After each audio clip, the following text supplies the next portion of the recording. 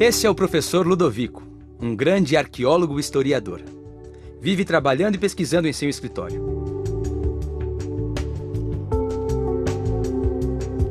Como vocês já devem ter notado, ele não é muito organizado, mas sabe sempre onde encontrar cada coisa que ele precisa. Esse é André, assistente do professor Ludovico. Como sempre, está atrasado para mais um dia de trabalho.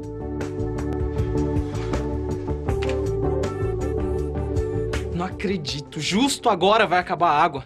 É hoje que o professor me despede. Primeiro perco a hora, e agora? Não posso aparecer todo desarrumado assim. Ainda mais se depois da reunião eu vou encontrar a Rosa. Caramba, é impressionante como a gente só se dá conta da importância da água quando ela falta. Eu fico imaginando como era viver naqueles tempos em que não tinha encanamento, esgoto. Como é que o pessoal se virava para arrumar água? Naqueles tempos, André. Mas até hoje, tem gente que não vive com esse sistema de distribuição de água que você conhece. Aliás, deixa eu te dizer, você está bastante atrasado. Olá, professor.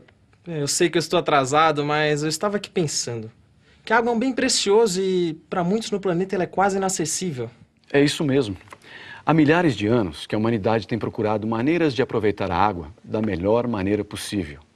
Veja o exemplo do aqueduto de Eupalinos. Desculpe, professor, mas o que é um aqueduto? E Eupalinos, quem é?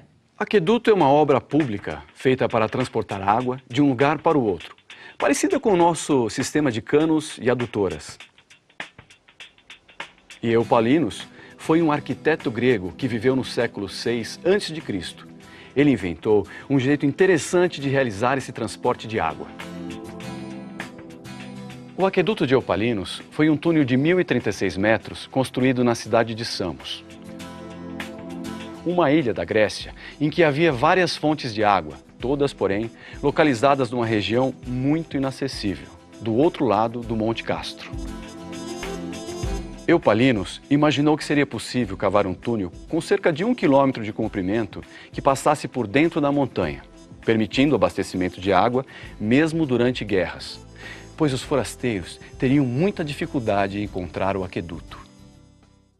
Mas, professor, se ele ia cavar por dentro da montanha, como é que ele ia acertar direitinho as fontes de água do outro lado? Visão de raio-x, por acaso? Foi exatamente essa pergunta que ele se fez. E como ele não tinha uma visão de raio-x, os escravos que fossem fazer as escavações sem saber a direção certa, poderiam simplesmente se perder dentro da montanha e nunca mais achar a saída. Mas então ele se deu conta que as escavações poderiam ser feitas dos dois lados do monte ao mesmo tempo, ao invés de partir de uma das extremidades para chegar na outra. Como é que os dois grupos de escravos iam acertar o caminho?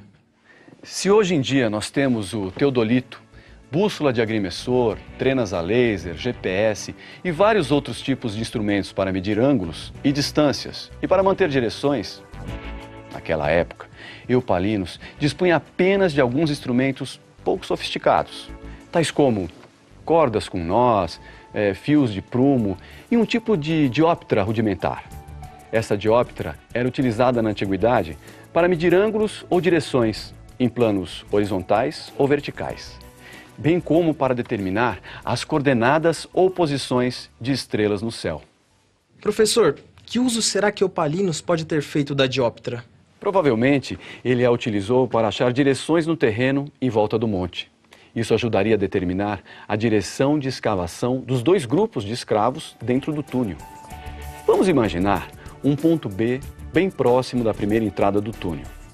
Eupalinos, então, deve ter escolhido um ponto que chamaremos de E, e na parte plana do terreno, em torno do monte, do qual ele avistaria o ponto B. Eupalinos usou a dióptra para conhecer a direção que liga o ponto E ao ponto F, que era uma reta perpendicular à reta EB. Em seguida, com a ajuda da dióptra, ele traçou várias outras direções, ou seja, retas perpendiculares consecutivas FG, GH, HK e KL.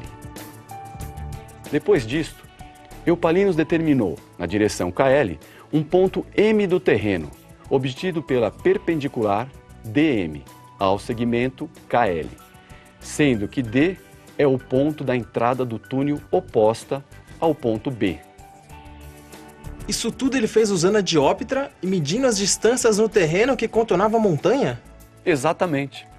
Uma vez estabelecidas essas direções perpendiculares, Eupalinos mediu diretamente no chão do terreno que contornava o monte as distâncias BE, EF, FG, GH, HK, KM e MD. Por meio delas, Eupalinos determinou do seguinte modo as medidas das linhas imaginárias perpendiculares, DN e BN, que estão dentro do monte. A medida do segmento de reta inacessível, DN, é igual à medida da linha acessível, EF, menos as medidas dos segmentos acessíveis, MK e HG. Já a medida do segmento de reta inacessível, BN, é igual à medida do segmento de reta acessível FG, mais a medida do segmento de reta acessível HK, menos a medida do segmento de reta acessível DM, menos a medida do segmento de reta acessível EB. Que trabalhão, hein? Mas como ele descobriu a direção em que cada grupo deveria cavar? Pois bem, Eupalinos raciocinou da seguinte maneira. Para ele, as linhas DN e BN eram os catetos de um triângulo retângulo BND, que poderia ser imaginado dentro do monte. Observe que a direção alfa para a escavação do túnel de ambos os lados fica completamente determinada se conseguirmos saber a medida do ângulo inacessível beta do triângulo retângulo imaginário BND. Isso porque o ângulo beta e o ângulo alfa são opostos pelo vértice e, portanto, eles têm a mesma medida. É verdade. Que sacada essa de Eupalinos! Mas como ele mediu esse ângulo beta se ele era inacessível? Ele provavelmente utilizou um conhecimento bastante antigo que relacionava as medidas dos lados e dos ângulos de dois triângulos retângulos quaisquer. Isto é, se dois triângulos retângulos possuem catetos respectivamente proporcionais, os seus respectivos ângulos agudos são iguais. Ah, e com isso Eupalinos conseguiu determinar a direção a ser seguida para cavar o túnel, não é? Sim, exatamente. Como Eupalinos havia determinado, as medidas dos catetos BN e ND do triângulo retângulo que se pode imaginar dentro do monte, ele podia construir sobre as próprias direções DM e EB, já traçadas no chão do terreno, um triângulo retângulo cujos catetos mantivessem a mesma proporção que aquela existente entre os catetos imaginários BN e ND. E daí era só medir diretamente o ângulo alfa no chão do terreno. A medida do ângulo alfa deveria ser a direção a ser seguida pelos dois grupos de escravos, cada um cavando de um lado do monte. Depois que Eupalinos pensou nisso tudo, até parece simples. Mas afinal, quanto tempo demorou tudo isso? Cerca de 15 anos. Portanto, não foi tão simples como a gente poderia supor. Várias medições e ajustes de direção tiveram que ser feitos para que tudo desse certo. E mesmo assim, os dois grupos de escravos escavaram e não se encontraram. Ué, então não deu certo. Por incrível que pareça, André, deu certo sim. As duas escavações divergiram uma da outra quase 10 metros horizontalmente e 2,5 metros na vertical. De fato, esse erro é muito pequeno, menor do que 1%.